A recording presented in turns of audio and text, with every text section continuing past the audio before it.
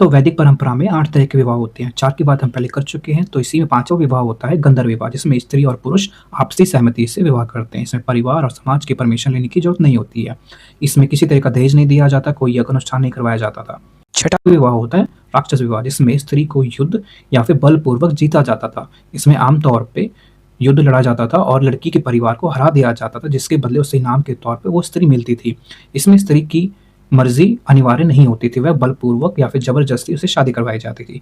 आमतौर पर यह क्षत्रिय कुल में होता था। इसी में 7वां विवाह होता है असुर विवाह, जिसमें स्त्री को खरीदा जाता था पुरुष द्वारा एक तरीके का दहेज देकर। यदि किसी पुरुष को कोई स्त्री पसंद आती थी तो वह अनिवार्य रूप से उसके परिवार को एक दहेज देता था, जिसके बदले उसे स्त्री मिलती थी।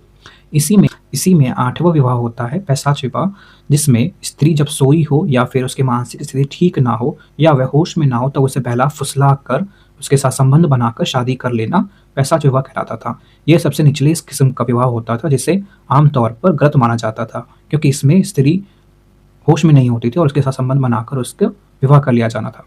इस विवाह को सबसे निचला रूप माना जाता था, क्योंकि इसमें स्त्री के साथ संबंध जब बनाया जाता तो वह होश में नहीं होती थी, वह असहाय होती थी। इस रूप की शास्त्रों में निंदा की गई है।